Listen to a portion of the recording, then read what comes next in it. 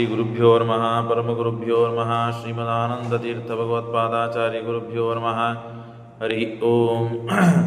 ನಾರಾಯಣಾಯ ಪರಿಪೂರ್ಣಗುಣಾರ್ಣವಾಯ ವಿಶ್ವೋದಯಸ್ಥಿತಿಲಯೋನ್ಯತಿಪ್ರದಾಯ ಜ್ಞಾನಪ್ರದಾಯ ವಿಬುಧಾಸುರಸೌಖ್ಯದುಃಖಸತ್ಕಾರಣಾಯ ವಿತತಾಯ ನಮೋ ನಮಸ್ತೆ. ಧರ್ಮವಿಜ್ಞಾನವೈರಾಗ್ಯಪರಮೈಶ್ವರ್ಯಶಾಲಿನಃ ಆನಂದತೀರ್ಥಭಗವತ್ಪಾದಾನ್ ವಂದೇ ನಿರಂತರಂ. ಚಿತ್ರೈಃ ಪದೈಶ್ಚ ಗಂಭೀರೈರ್ವಾಕ್ಯೈರ್ಮಾನೈರಖಂಡಿತೈಃ ಗುರುಭಾವಂ ವ್ಯಂಜಯಂತಿ ಭಾತಿ ಶ್ರೀರೈತೀರ್ಥವಾಗ್. ನೌಮಿನ್ಯಾಯ ಸುಧಾಧಿಕೃಜ್ಜಯಮುನೀನ್ ಶ್ರೀಪಾದರಸನ್ಮಣೀನ್ ವ್ಯಾಸಾರ್ಯಾನ್ ವಿವಿಧಾಗಮಾಪ್ತಿವಿಹರಾನ್ ಶ್ರೀವಾದಿರಾಜಾನಪಿ ವಂದೇ ಹಂಸವರಾನ್ ರಘುತ್ತಮಗುರೂನ್ ವೈದದ್ಯವಾರಾನಿಧೀನ್ ಶ್ರೀಸತ್ಯವ್ರತರಾಘವೇಂದ್ರಮುನಿಪಾನ್ ಸದ್ಬೋಧಸದ್ಯಾನಪಾನ್ ವಿದ್ಯಾಯಾಂ ವಿಬುಧಾಚಾರ್ಯಂ ವೇದಜ್ಞಾನಾಬ್ಧಿಚಂದಿರಂ ದುರ್ಮತಧ್ವಾಂತಮಾರ್ತಂಡಂ ಸತ್ಯಧ್ಯಾನಮುನಿಂ ಭಜೆ. ಸತ್ಯಾಭಿಜ್ಞಕರಾಬ್ಜೋತ್ಥಾನ್ ಪಂಚಾರದ್ವರ್ಷಪೂಜಕಾನ್ ಸತ್ಯಪ್ರಮೋದತೀರ್ಥಾರ್ಯಾನ್ ನೌಮಿನ್ಯಾಯ ಸುಧಾರತಾನ್. ಶಾಸ್ತ್ರೇಷು ಪಾರದರ್ಶ್ವಾನಂ ಶಾಸ್ತ್ರಜ್ಞೇಷು ಚ ವತ್ಸಲಂ ದೀನಭಕ್ತೋದ್ಧಾರಕರಂ ಸತ್ಯಾತ್ಮಾನಂ ಗುರುಂ ಭಜೆ. ವಿದ್ಯಾಪೀಠವಿದಾತಾರಂ ವಿದ್ಯಾವಾರಿಧಿಚಂದಿರಂ ವಿದ್ಯಾರ್ಥಿವತ್ಸಲಂ ವಂದೇ ಮಹಾಮಹಿಮಸದ್ಗುರುಂ. ಆಪಾದಮೌಲಿಪರ್ಯಂತಂ ಗುರುಣಾಂ ಆಕೃತಿಂ ಸ್ಮರೇತ್ ತೇನ ವಿಘ್ನಾಃ ಪ್ರಣಶ್ಯಂತಿ ಸಿದ್ಧ್ಯಂತಿ ಚ ಮನೋರಥಾಃ.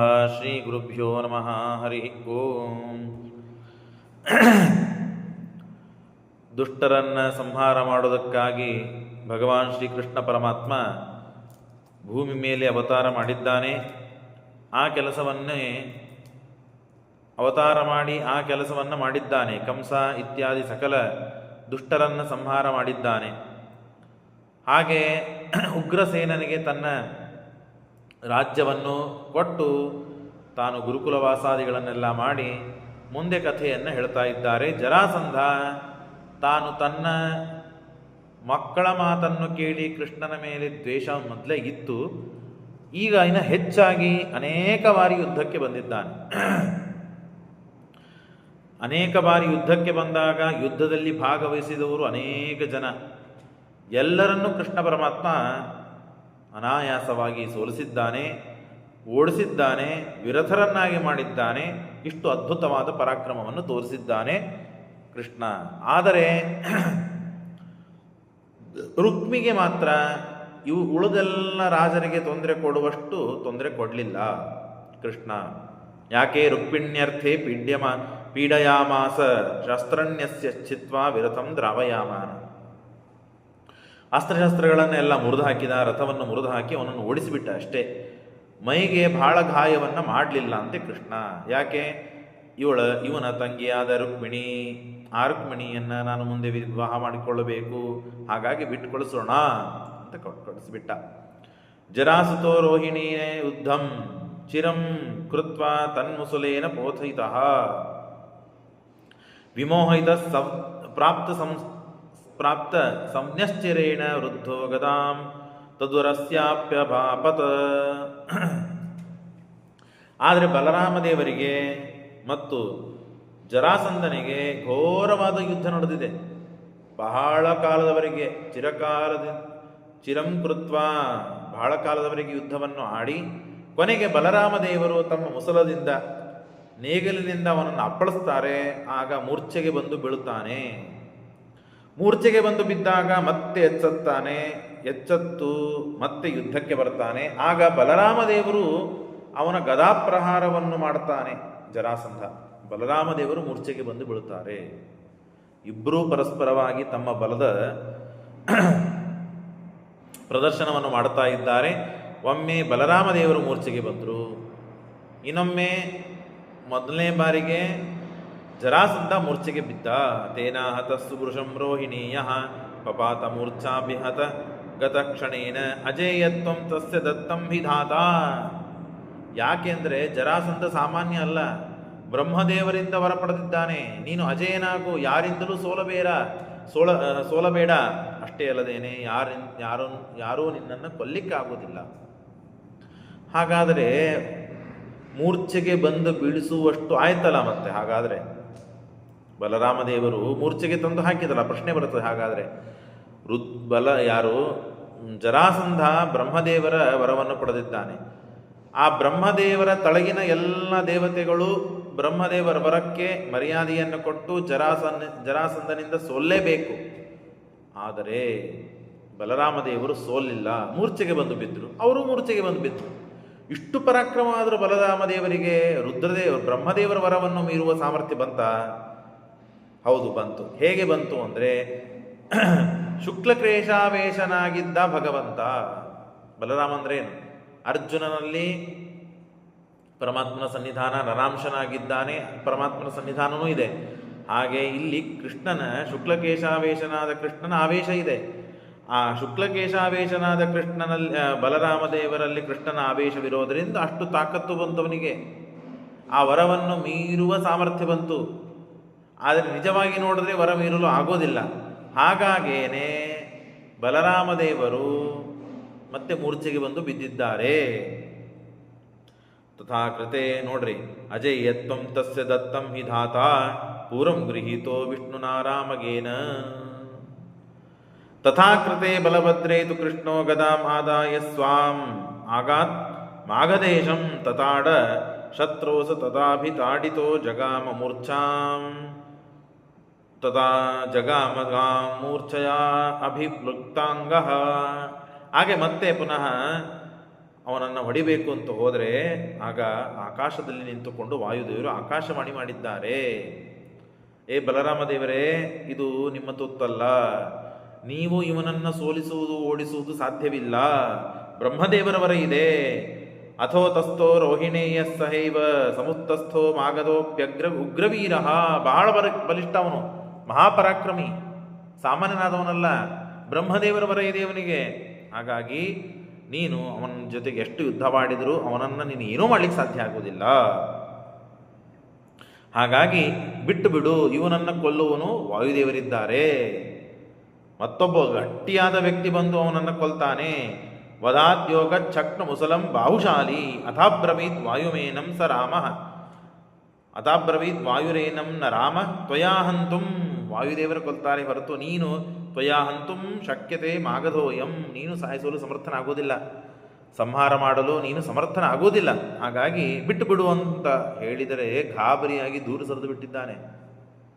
ಓ, ಹಾಗಾದರೆ ನನಗೆ ಯಾಕಿಷ್ಟು ಸಮಸ್ಯೆ ಆಯಿತು ಇವನಿಂದ ಅಂತಂದರೆ ಗೊತ್ತಾಯಿತು. ಬ್ರಹ್ಮದೇವರ ವರ ಇದೆ, ಇವನನ್ನು ಸಂಹಾರ ಮಾಡಲು ವಾಯುದೇವರೇ ಸಮರ್ಥರು.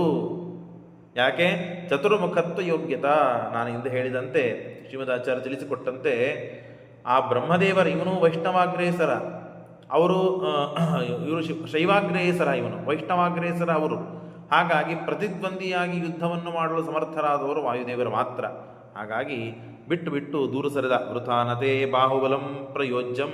ಬೇಕಾದಷ್ಟೆಲ್ಲ ಶಕ್ತಿ ಹಾಕಿ ಬಾಹುಬಲದಿಂದ ಕೊಲ್ಲಬೇಕು ಅಂತ ಬೇಕಾದ ಪ್ರಯತ್ನ ಮಾಡಿದರೂ ನೀನು ಸೋತು ಸೋತು ನಿರ್ವಿಣ್ಣನಾಗಿ ಹಣ್ಣಾಗ್ತಿ ಹೊರತು ಅವನನ್ನು ಏನೂ ಮಾಡಲಿಕ್ಕಾಗೋದಿಲ್ಲ. ಅಮೋಘಂತೆ ತದ್ಬಲಂ ತದ್ವದಸ್ತ್ರಂ. ಅವನ ಬಲ ಅಮೋಘ ಇದೆ. ಅನ್ಯೋಹಂತ ಬಲವಾನ್ ಅಸ್ಯಜೇತಿ. ಹಾಗಾದರೆ ಜರಾಸಂಧನನ್ನು ಸಂಹಾರ ಮಾಡುವನು ಅನ್ಯೋಹಂತ, ಬೇರೆಯವನಿದ್ದಾನೆ, ಅವನು ಸಂಹಾರ ಮಾಡುತ್ತಾನೆ. ಹಾಗಾಗಿ ನೀನು ಸಂಹಾರ ಮಾಡುವ ಪ್ರಯತ್ನವೂ ಮಾಡಬೇಡ. ಅಂದರೆ ಜರಾಸಂಧ ಎಂಥವನಿದ್ದಾನೆ ನೋಡ್ರಿ. ದುರ್ಯೋಧನ ಹೇಳ್ತಾನೆ, ಭೀಮಶ್ಚ ಬಲಭದ್ರಶ್ಚ ಮದ್ರರಾಜಶ್ಚ ವೀರ್ಯವಾನ್ ಚತುರ್ಥ ಕೀಚಕಶ್ಚೇಷಾಂ ಅಂತ ಹೇಳಿದಾಗ ಭೀಮಸೇನ ದೇವರು ಎಷ್ಟು ಬಲ. ಭೀಮಶ್ಚ ಬಲಭದ್ರಶ್ಚ, ಭೀಮ ಇವನು ಸಮರ್ಥ, ಬಲಭದ್ರ, ಆಮೇಲೆ ಮದ್ರರಾಜ, ಆಮೇಲೆ ಕೀಚಕ. ಹಾಗಾಗಿ ಭೀಮನ ಸಾಮರ್ಥ್ಯ ಏನಿದೆ ಜಗತ್ತಿಗೆ ಗೊತ್ತಿದೆ. ಅದು ಆಕಾಶವಾಣಿ ದ್ವಾರ ಪರಮಾತ್ಮ ತೋರಿಸ್ತಾ ಇದ್ದಾನೆ. ಬಲಭದ್ರೋ ವಿಮುಚ್ಚ ಜರಾಸುತಂ ಪುನಃ ಉಚ್ಛಿದ್ಯಮಾನಂ ಜಗಾನ ಕೃಷ್ಣೋ ಗದಯಾ ಸ್ವೈವ ಏವ. ಅವಾಗ ಮತ್ತು ಬಲರಾಮಚಂದ್ರ ದೇವರು ಹೊರಟು ಹೋದರು. ಆಗ ಇವನು ಬೆನ್ನು ಹತ್ತಿದ್ದಾನೆ. ಆಗ ಕೃಷ್ಣ ಪ್ರತಿಯಾಗಿ ಯುದ್ಧ ಮಾಡಿ ಅವನನ್ನು ಸೋಲಿಸಿ ತೇನಾಹತಃ ಸ್ರಸ್ನ ಸಮಸ್ತ ಗಾತ್ರ, ಮೈ ತುಂಬೆಲ್ಲ ರಕ್ತ ಹರಿತಾ ಇದೆ. ಕೃಷ್ಣ ಅವನನ್ನು ಹೊಡೆದು ಜರಾಸಂಧನನ್ನ ತಳಗೆ ಹಾಕಿದ್ದಾನೆ. ಪಪಾತ ಮೂರ್ಛಾಭಿಗತಸ್ಸ ರಾಜ. ಮೂರ್ಛೆಗೆ ಬಂದು ಬಿದ್ದ. ಯಾರು? ಜರಾಸಂಧ. ಎಷ್ಟು ಬಾರಿ ಮೂರ್ಛೆಗೆ ಬೀಳುತ್ತಿದ್ದಾರೆ ನೋಡ್ರಿ. ಮೂರ್ಛೆಗೆ ಬಂದು ಬಿದ್ದ. ಅಂದರೆ ಬಹಳ ದುಃಖವಾದಾಗ, ಆ ಪರಾಕ್ರಮವನ್ನು ಸಹನೆ ಮಾಡದೇ ಇದ್ದಾಗ, ಏಟನ್ನು ತಡಲಿಕ್ಕೆ ಆಗದೇ ಇದ್ದಾಗ ಮೂರ್ಛೆಗೆ ಬೀಳುವ ಸಮಸ್ಯೆ. ಹಾಗಾಗಿ ಇವನು ಆ ಕೃಷ್ಣನ ಪರಾಕ್ರಮ, ಆ ಬಾಹುಬಲದ ಪರಾಕ್ರಮದ ಮುಂದೆ ಇವನಿಗೆ ತಡಲಿಕೊಳ್ಳಿಕ್ಕೆ ಆಗಲಿಲ್ಲ. ಹಾಗಾಗಿ ಮೂರ್ಛೆಗೆ ಬಂದು ಬಿದ್ದಿದ್ದಾನೆ. ಚಿರಾತ್ ಸಂಜ್ಞ, ಸ್ವಲ್ಪ ಹೊತ್ತಿಗೆ ಎಚ್ಚರ ಆಯಿತು ಅವನಿಗೆ. ಎಚ್ಚರ ಆದರೆ ಸುತ್ತಮುತ್ತಲು ಯಾರೂ ಇಲ್ಲ, ಅವನ ಸೈನ್ಯವೂ ಎಲ್ಲ ಓಡಿ ಹೋಗಿಬಿಟ್ಟಿದೆ, ಇದ್ದವರೆಲ್ಲ ಸತ್ತು ಹೋಗಿಬಿಟ್ಟಿದ್ದಾರೆ, ಉಳಿದವನು ಒಬ್ಬನೇ ಜರಾಸಂಧ. ತಾನು ಗಾಬರಿಗೊಂಡು ಚಿರಾಸಂಜ್ಞಾ ಪ್ರಾಪ್ಯ ಚಾಂತರ್ಹಿತೇಸೋ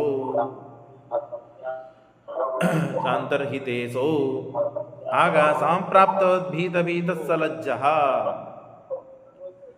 ಆಗ ಅವನು ಭೀತನಾಗಿ ನಾಚಿಕೆಯಿಂದ ತಾನು ಲಜ್ಜೆಗೊಂಡು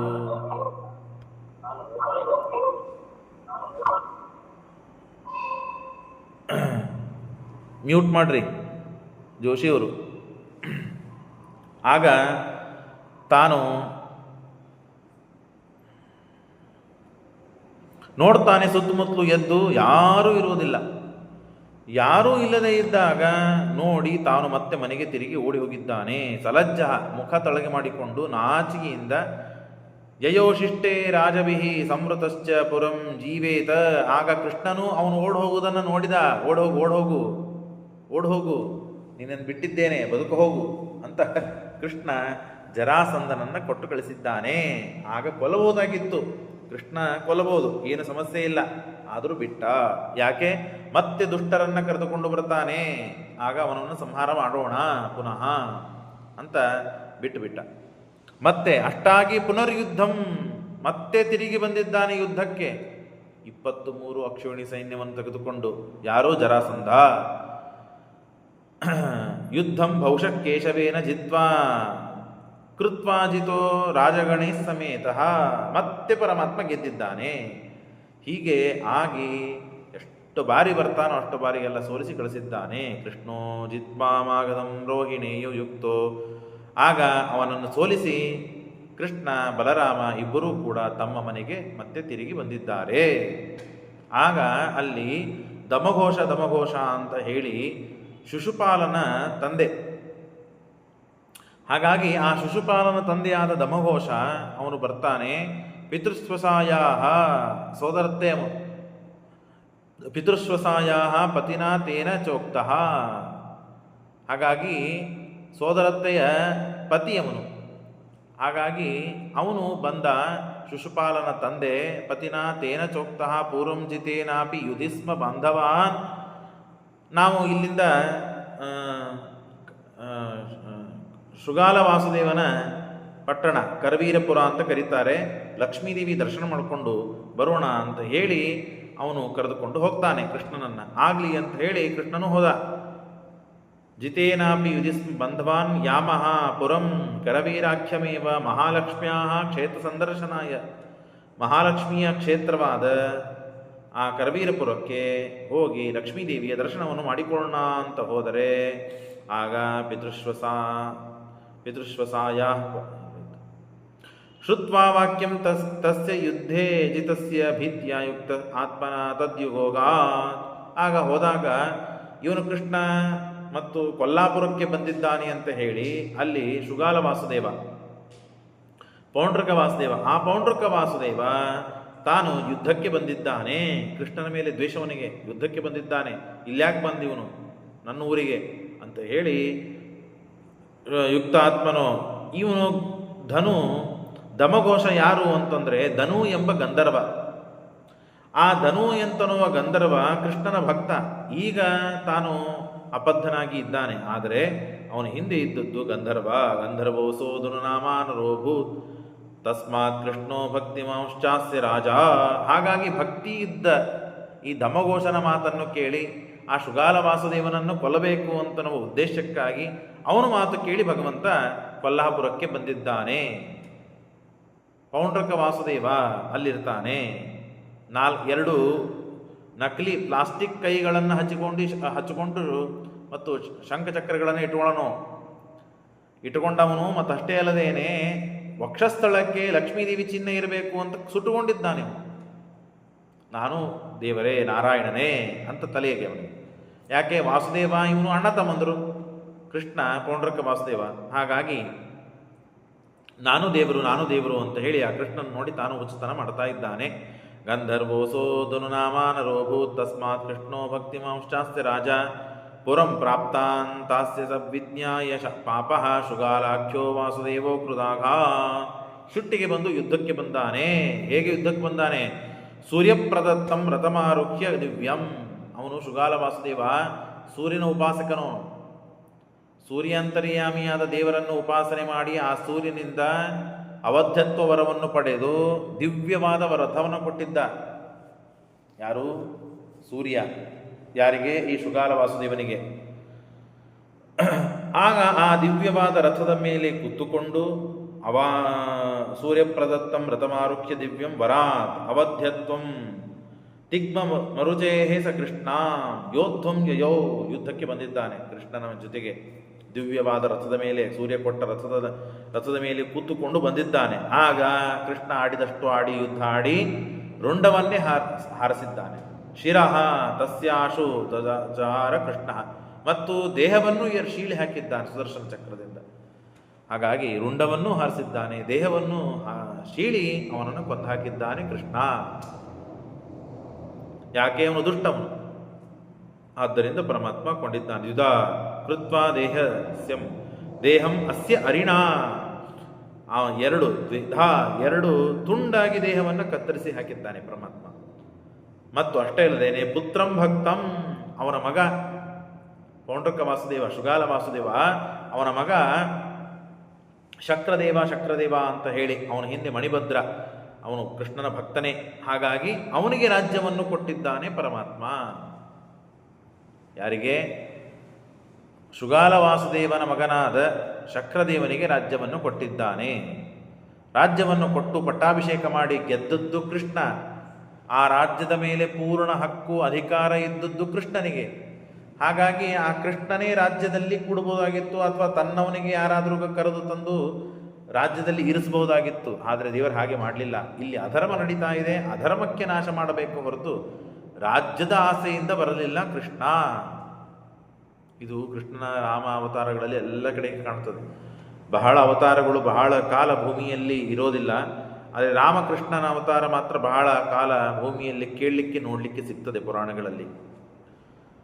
ಇದೇ ಕೃಷ್ಣ ಹಿಂದೆ ಕಂಸನನ್ನು ಸಂಹಾರ ಮಾಡಿದ ಮಾಮ. ಕೃಷ್ಣ ಅಂದರೆ ಕಂಸ ಕೃಷ್ಣನ ಮಾಮ. ಆದರೂ ಆ ಕಂಸನ ತಂದೆಯಾದ ಉಗ್ರಸೇನನಿಗೆ ರಾಜ್ಯವನ್ನು ಒಪ್ಪಿಸಿದ್ದಾನೆ. ಹಾಗೂ ತಗೊಳ್ಳಿಲ್ಲ. ಮುಂದೆ ಜರಾಸಂಧನನ್ನು ಕೊಲಿಸ್ತಾನೆ ಭೀಮನಿಂದ. ಆಗ ಜರಾಸಂಧನ ಮಗ ಸಹದೇವ ಅಂತ ಹೇಳಿ ಅವನಿಗೆ ರಾಜ್ಯವನ್ನು ಕೊಡಿಸ್ತಾನೆ.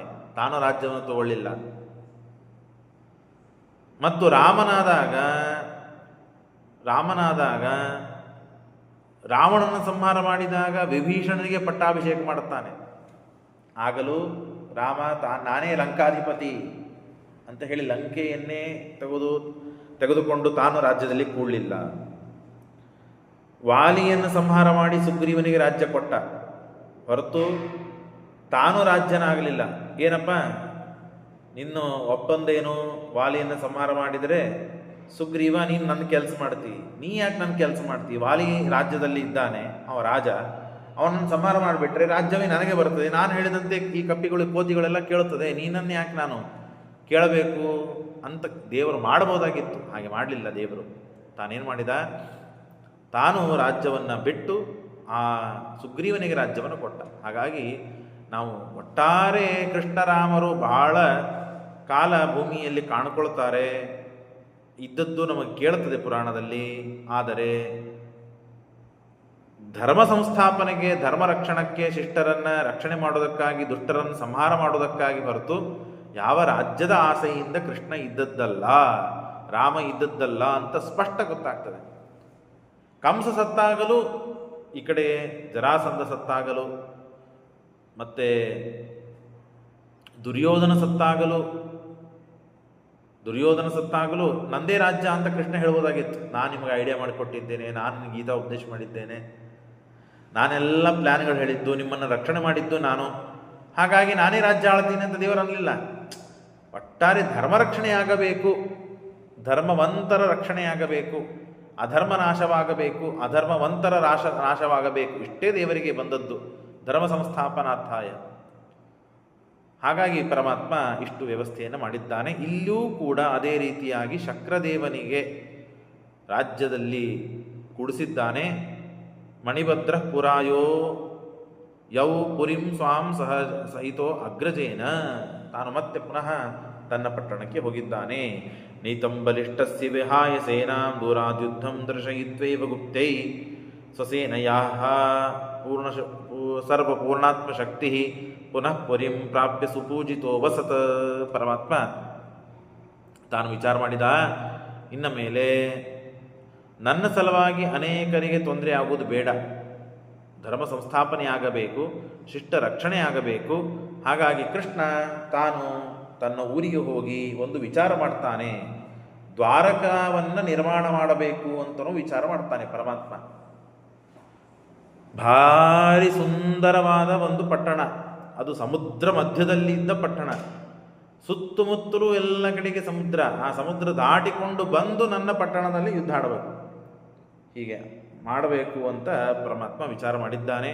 ಕೃಷ್ಣನ ಅನೇಕ ಮಹಿಮೆಗಳು. ಇನ್ನು ಮುಂದೆ ರುಕ್ಮಿಣಿ ಸ್ವಯಂವರ ಬರ್ತದೆ. ನಾವು ದಶಮಸ್ಕಂದ ಭಾಗವತದಲ್ಲಿ ಕೇಳುತ್ತೇವೆ.